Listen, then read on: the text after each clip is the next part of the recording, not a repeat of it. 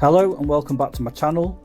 So it's a fresh week and a fresh job, and this week I'm going to be doing a dent repair on this Vauxhall Mocha. So as you can see, this is a pretty bad dent. So I'm guessing most of you are probably going to be thinking, why don't you just get a new door?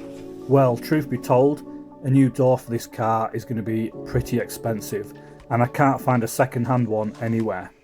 If by chance I could find a second-hand one, it would most likely be the wrong colour, because that's just the way things happen. And by the time I stripped it down, painted it inside out, blended it through the front door and the rear quarter, well, I could just repair this door. And besides all that, it's much more interesting showing you guys how to repair a big dent. So let's get cracked on with it. I started the job with Gary the Grinder. Gary the Grinder's made by Milwaukee, and I paired him up with a polished strip wheel. They are a perfect match for stripping paint. A polished strip wheel will make light work of stripping paint, and it will also not warp the panel. I'll pin a link in the comments for these polished strip wheels, and if anyone's interested in one of these grinders, Screwfix often have them on offer. When I'd finished stripping all the paint off with the grinder and the polished strip wheel, it was time to feather out all the edges with a DA. So this is a Merkur DA, it's got dust extraction, and I'm using a 120 disc to feather out the edges. With all that done, I stripped down the inside of the door. I wanted to push as much of the dent out as possible from behind. So I used this big pry bar to push it out with. The main bit I wanted to push out with this pry bar was the body line. It was pretty hard to do because I didn't really have anything to push off. The kink on the body line was quite tight and it was pretty difficult to push out from behind. I pushed out what I could and I did the rest with my well-done dent puller.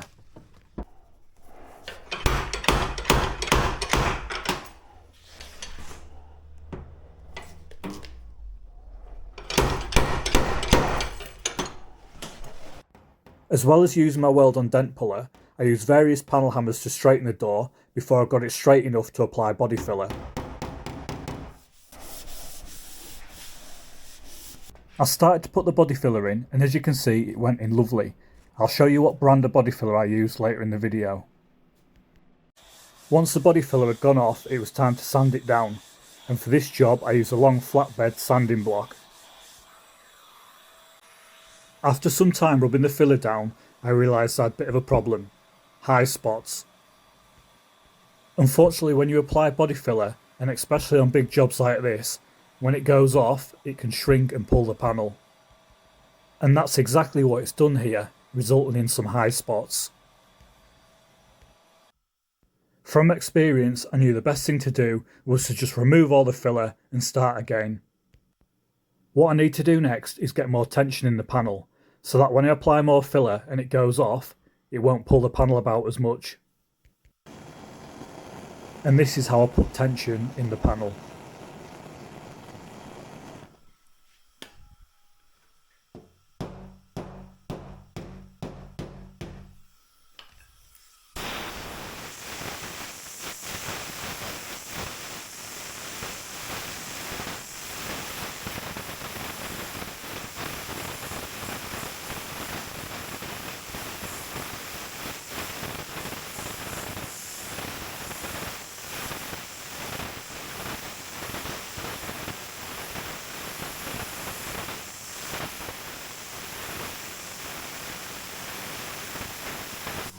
Once that was sorted, it was time to apply filler again.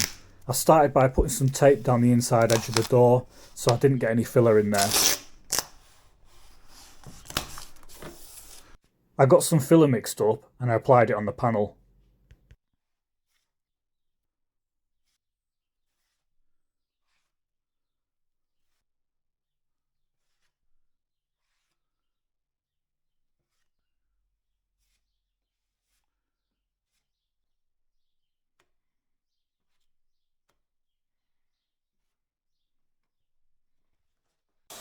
Now we've got the filler in, it's time to rub it down.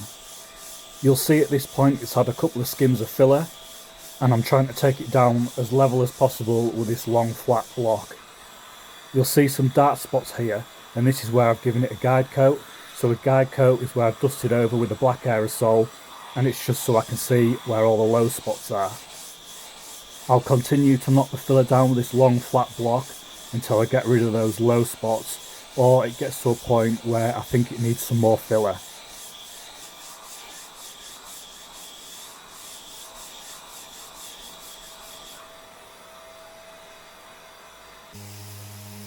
So I'm at a point now where it needed some more filler, so I've skimmed over the whole lot with a medium filler. So the best thing to do is just to skim over the whole area rather than just skimming over your low spots. So this is a filler for medium dents now. Before, the filler I used was for deep dents. I've knocked the top off with a DA and now I'm going to finish it off by hand with a block. The tape you can see on the panel is a guide for the body line.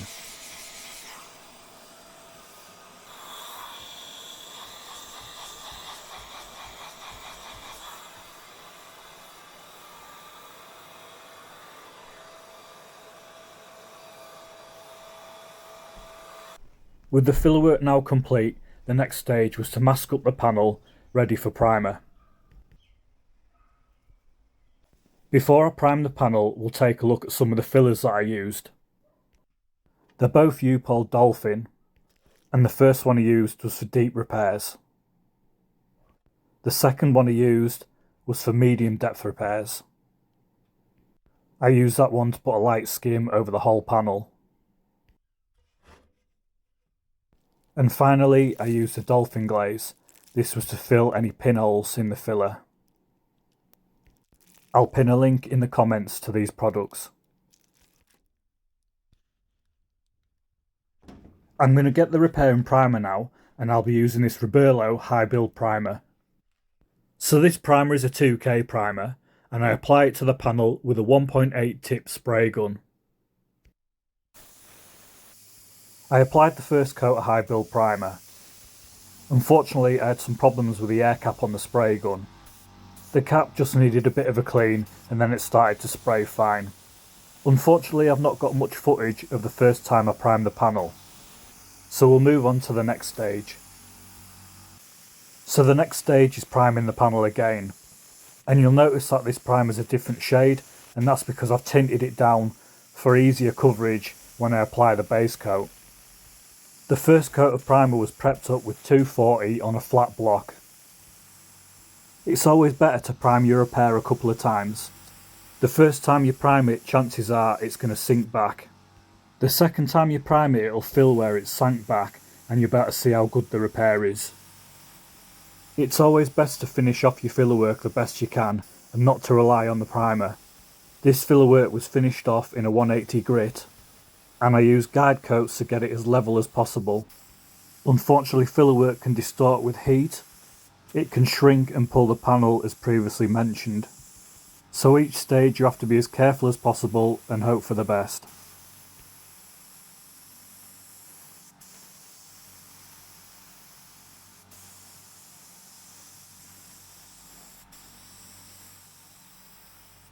Now the primer's gone off, it was time to sand it back with a flat block. I sanded it back with 240 on a block and I used a guide coat. The guide coat was applied so I knew how much I could sand back before cutting through.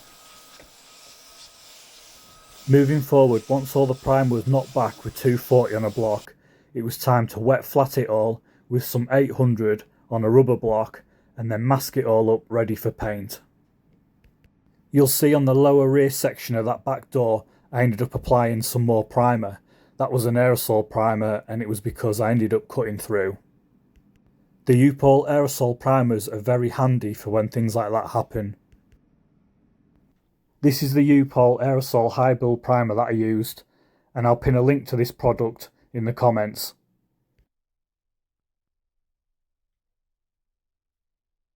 With the job all masked up, it's time to apply the paint, and the first coat is the base coat.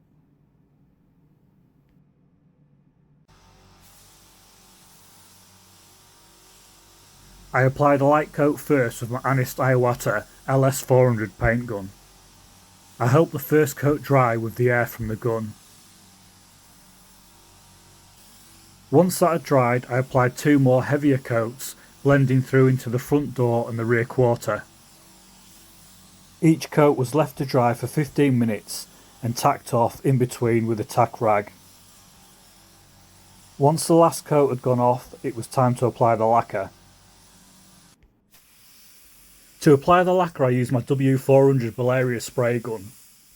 The gun has a 1.3 tip and I've been using this now to apply lacquer for some time. I've been thinking recently that this gun's not performing as good as it was when I first purchased it. Parts do wear and I'm thinking that it's due a new air cap. I'll most likely replace the important parts soon and it'll be back to being like a new spray gun.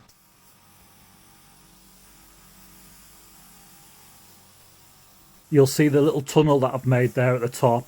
That's so I can blend the lacquer into the original paintwork.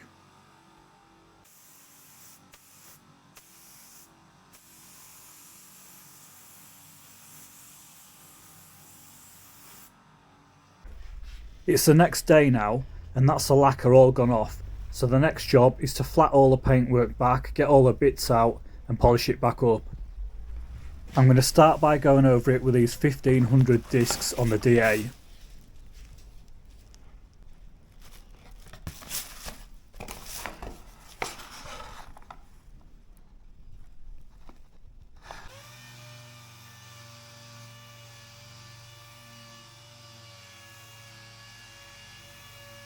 You get the idea.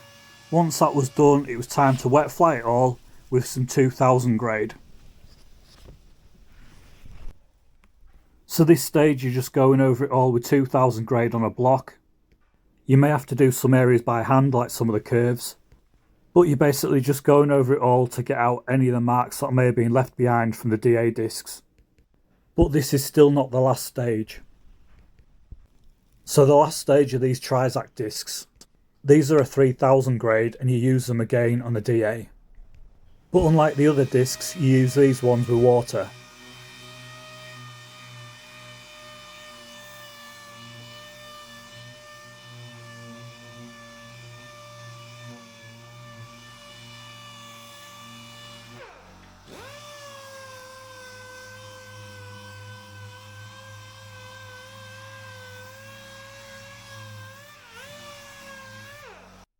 This is a cutting compound and I'm going to be using this to buff the paintwork back up with a polisher. And apart from demasking the vehicle and building it back up, this is the last stage of the repair.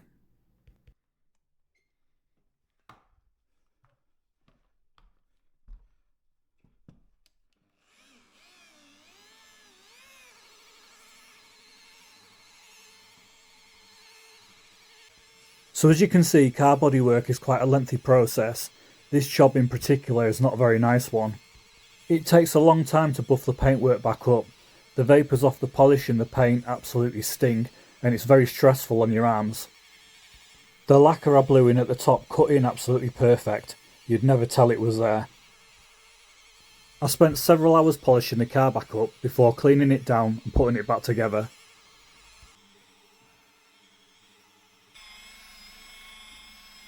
I finished the polishing, I got the car cleaned down, built back up, and this is the end result. Now I know this repair's not perfect, but it's a lot better than what it was.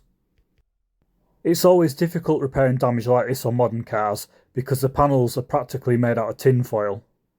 But to be honest, rather than the expense of a new door, I think this repair will definitely do. So we're almost at the end of the video. I hope you've enjoyed watching the repair. I hope I've educated some of you and you've learnt some useful tips. Don't forget to check out the products that I've pinned in the comments. And please feel free to leave a comment, say hello and let me know what you think of my content. And if you enjoyed the video, please give me a thumbs up. It looks like that wing's going to need repairing next.